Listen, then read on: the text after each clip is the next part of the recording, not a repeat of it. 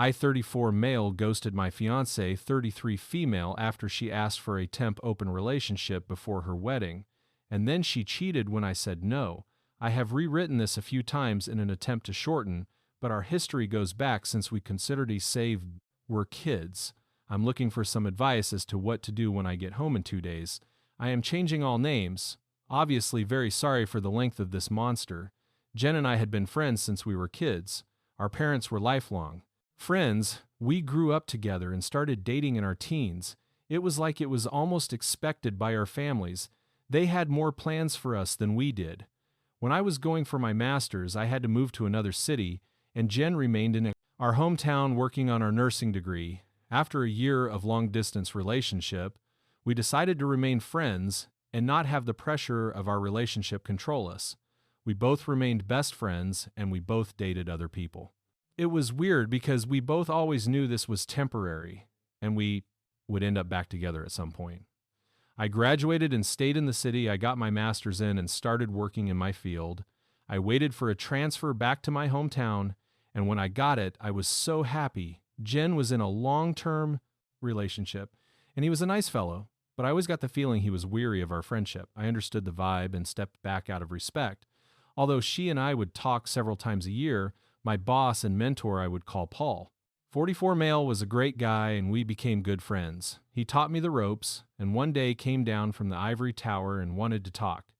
He explained there was an open position in a foreign city for 2 years, and it would be advertised.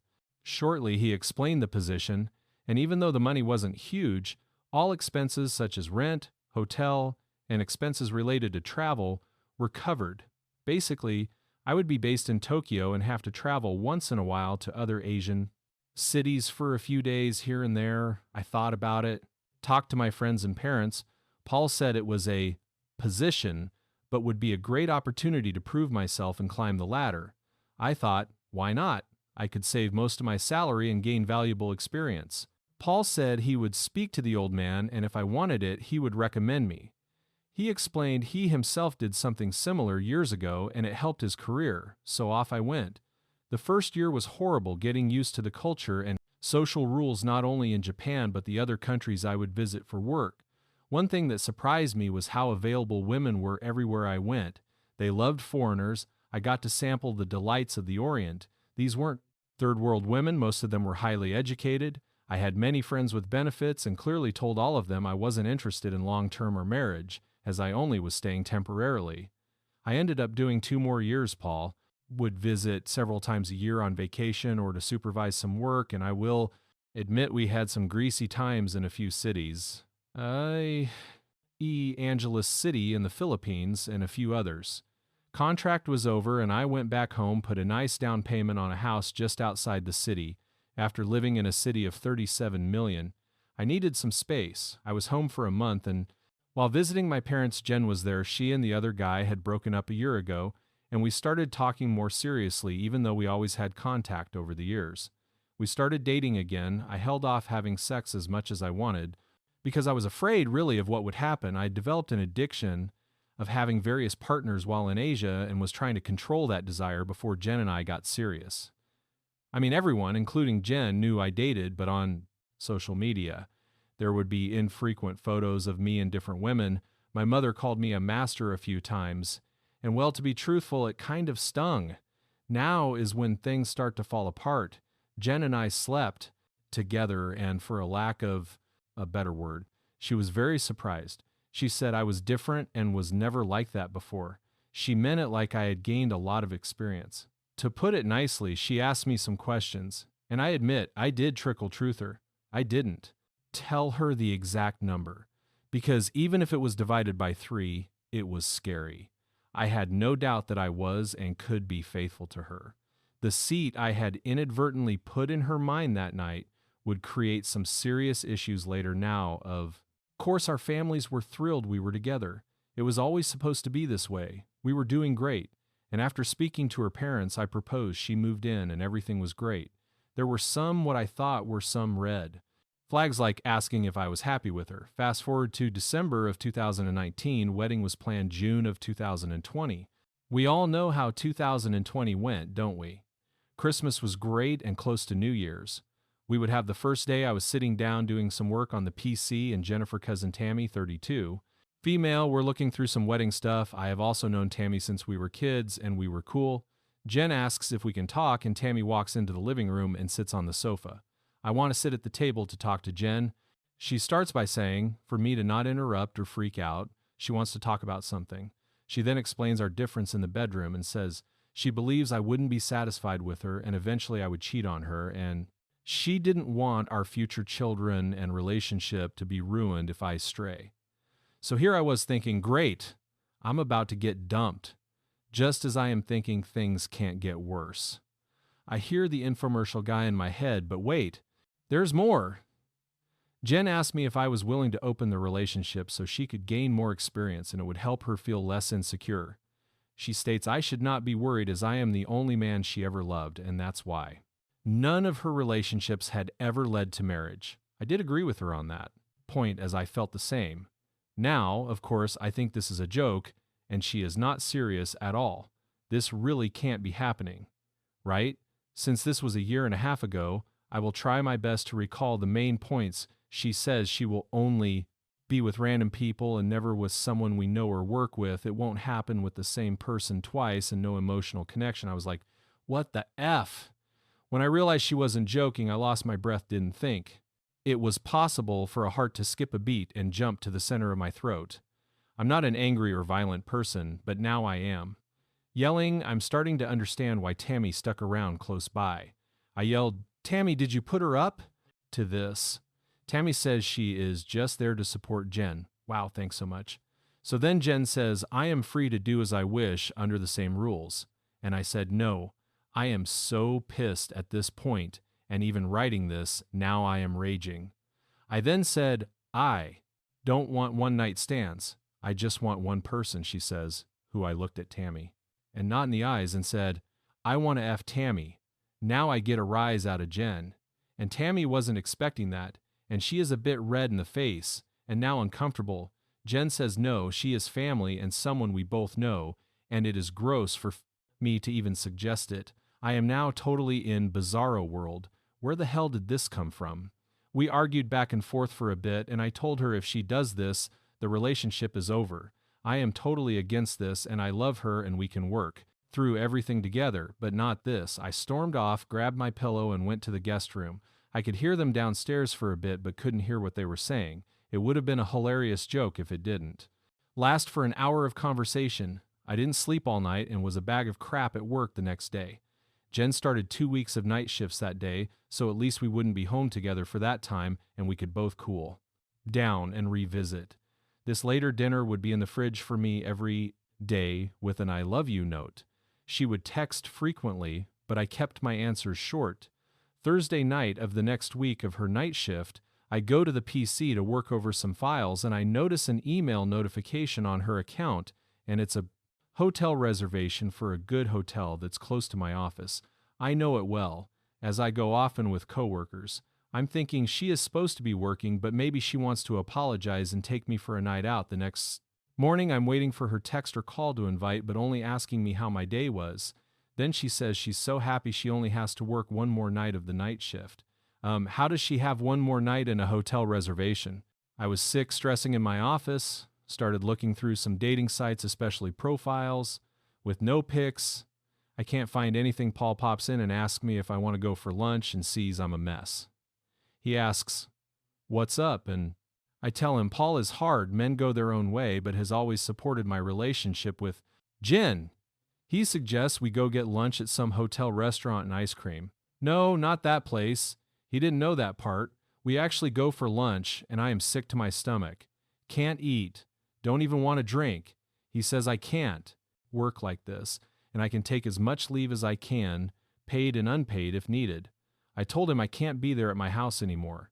I can't see her, and a part of me wants to believe it isn't true. I rush home and put as much of my crap in my car as I can and go back to the office.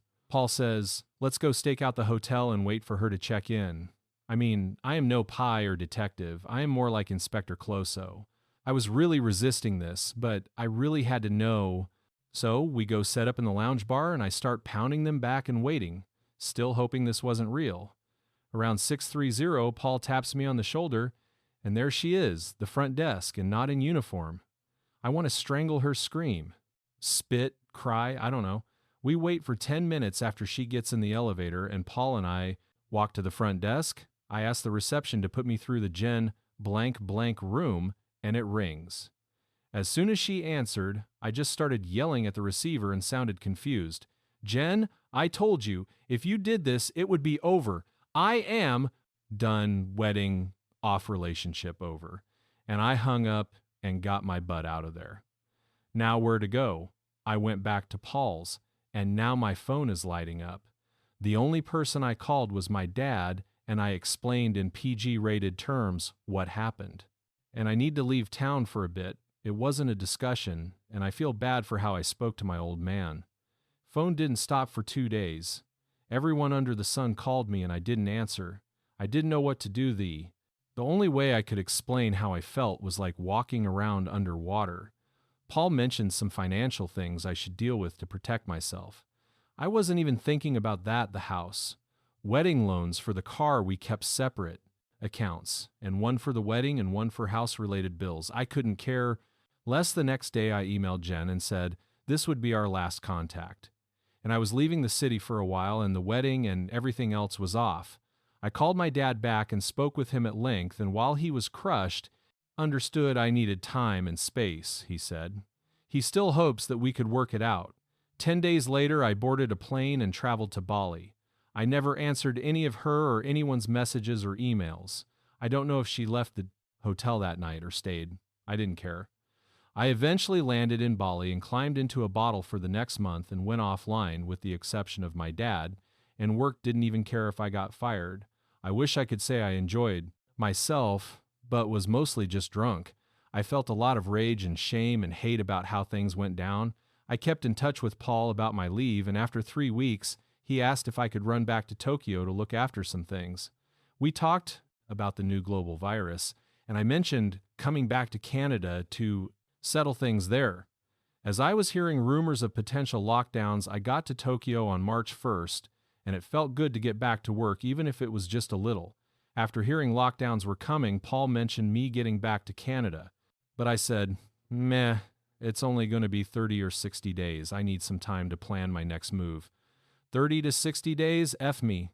I was still in Japan for another year before I got vaccinated, but by this time I didn't really want to.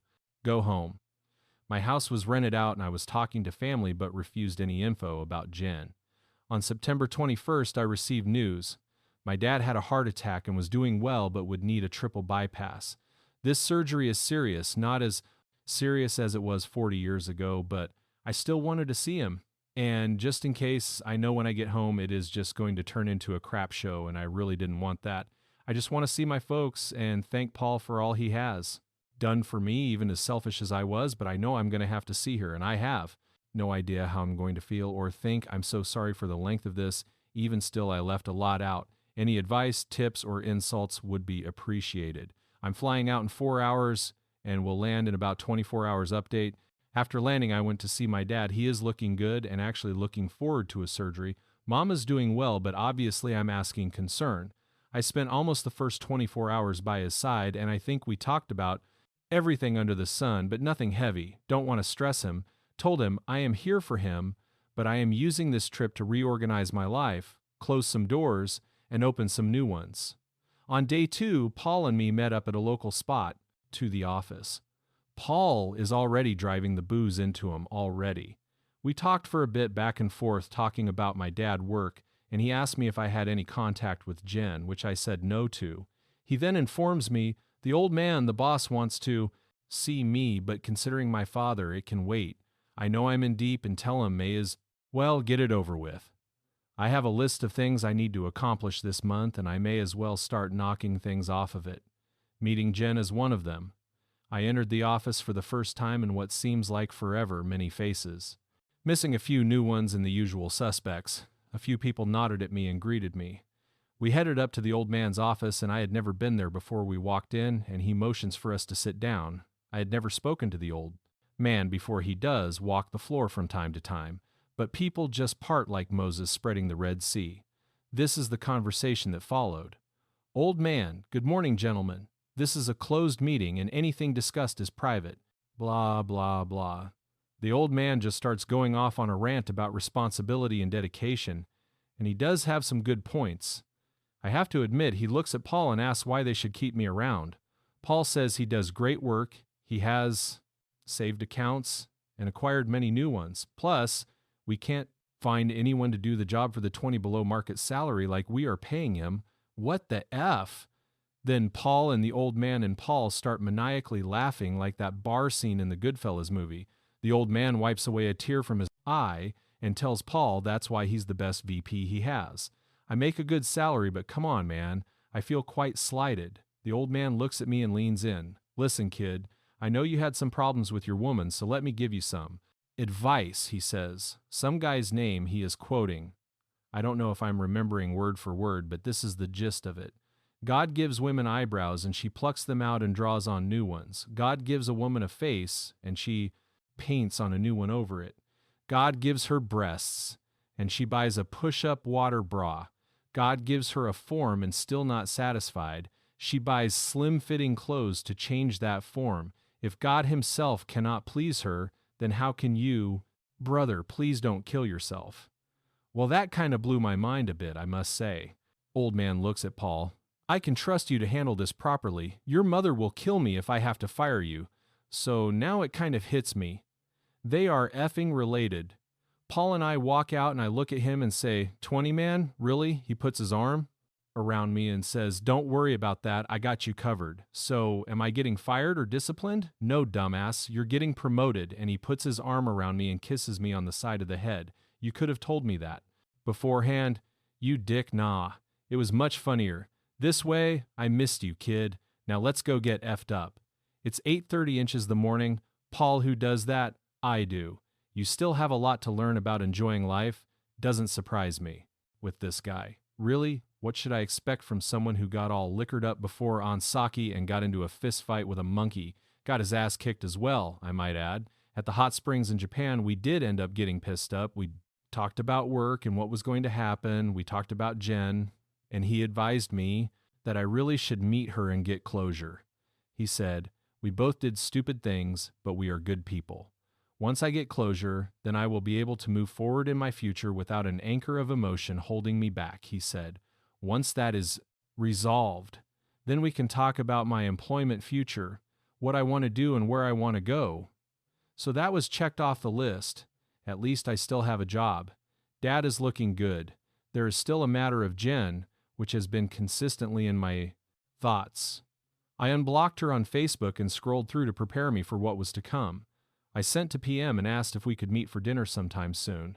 We only exchanged pleasantries and are meeting for dinner in the next few days. That will be my next update. Jen and I agreed to meet at a restaurant a few hours after she got off work. Now going into this, I was afraid of two things, that my anger would remain and I would act accordingly, or my love for her would remain, and I would act accordingly. I was hoping to find a comfortable median in the gray area. All my plans flew out the window the moment she walked through the door. She looked wonderful. She smiled and walked over. My stomach was in my throat. I wasn't this nervous when we lost our casted. Virginity together, we shared a short, awkward hug, and I could smell my favorite perfume on her. Is she about to love bomb me or play some emotional tricks? Is she in another relationship and here to show me what I missed? No rings on her finger, even the one I gave her. We talked about my dad first, and she told me she always checked in on him when she was on shift and assured me his surgeon for the upcoming bypass was one of the best. We cook around small talk like her. Extreme workload during the pandemic, and what I experienced during lockdown in Tokyo, I was seriously getting ready to crack. I can assure you I was calm and collected on the outside but falling apart underneath. I told myself I needed this to consolidate these feelings in order to move on. Finally, it seemed we were dancing around the elephant in the room for a painful amount of time, and she finally looked at me and her face changed. The whole conversation after that is a blur. I will recount it to the best of my ability. First, I want to tell you how sorry I am for what happened and for hurting you. Are you sorry you got caught or actually sorry for how you hurt me? Of course I'm sorry for what it did to you, what it did to our lives and our future. I threw it away. Because of my insecurity. So did you plan it because of your insecurity, or you secretly wanted to punish me for the people I was with when we weren't a couple? Maybe both. But let me say that any other man that was in my life before we were engaged, I never loved, like I loved you, Tim. Her ex before me cheated on me because he always told me that he could never compete with the feelings I had with you. We broke up for that reason. I did not know this, and to be honest, I never felt bad he cheated. I never wanted you to know I was going to sleep with another man. I thought I could emotionally detach from it, and even if you found out we could work through it like everything we ever experienced before, you thought very wrong. It was probably the most painful thing I have ever experienced. I didn't need you to be perfect or experienced. I just needed you to be mine. All of them, Jen. Every single one could never add up to what I felt with you. But now I am thinking, was it a real feeling or the projection of the dream of us that our family wanted or the fantasy we expected? It started to get emotional, and Jen excused herself and went to the washroom to collect herself. We were in a good medium-sized restaurant and only a few tables were occupied. Paul tagged along for some support, as some of you mentioned, and strategically placed himself in the sealed-off lounge. I looked over to get some encouragement or a thumbs up, and he is having a rather animated conversation with two rather attractive ladies laughing and hand gestures. The whole 9 yards. He finally looks over and gives me a questioning thumbs up, and I know that everything's okay. He smiled, then gave me the middle finger with a smirk and went back to his extracurricular activities. This effing guy, seriously. Jen comes back and we resume. Is there anything you want to ask about that night? It can't be undone. It doesn't matter. Nothing happened. I wasn't even sure if I could have done it when you called the room. It scared the crap out of me, and I raced down to the lobby, but you were already gone. It doesn't matter. Now, I'm not here to rehash the past. I want us to work on moving forward. Can you forgive me? Of course I can forgive you, and I do forgive you. You're not a horrible person. You just made a horrible series of choices which put us here. It is not all your fault. I should have been more open to understanding of your worries as well. I was going through a cycle of emotions from love to anger to regret. Part of me wanted to yell at her, and another part of me wanted to take her home and forget. This never happened for the past few weeks. I have been watching these Reddit videos on YouTube, preparing myself for this conversation, and seeing these men punishing themselves for what their significant others had done much worse damage than the actual cheating. I was determined to not be that simp. I start looking at her with the old man's words running through my mind. Painted face, painted nails, and form-fitting dress. Do I even really know her? If this is her outward appearance, is her mind the same? Are all their minds the same? I hardened myself. What now? Is there anything in the future for us? I want you to remember when we were kids, when walking home from the park, that vicious dog that approached us. I got in front of you on instinct to protect you, to save you. The owner called the dog, and it took off just mere seconds, really. But when you are 9, that's pretty scary. All these years later, I stood in front of you, loving you and protecting you for whatever would come at us. But this time, when I stood in front of you, giving you everything I had, you stick a knife in my back just like the frog and the scorpion. This statement really hit her like a bolt, and she lowered her head and sobbed a bit. I wasn't finished. I needed to get it aloud. I'm sorry. She takes out the ring box and slides it across the table to me. I leave it there. I don't want this. I am pissed off. You think I want to be sitting here with my heart jumping out of my throat and you crying? I want to be home playing with the baby. We would have by now. I can't remember anything said. In the next few minutes, she began sobbing and holding her hands in her face. I have said some shitty things in my life, but that one takes the cake. I apologized and said that went too far. It snapped me out of anger mode. The rest of the conversation calmed down, and after I had blown off that steam, we actually had a normal talk just about life in the future. Because our parents are so close, and her mom and dad are like my number 2 family, and vice versa. We talked about how we could coexist in this realm as friends. Reconciliation is not on the table. She got up to leave and we hugged for a long time. I'm going to leave this here and finish the rest. Off tomorrow. It's been a long few days.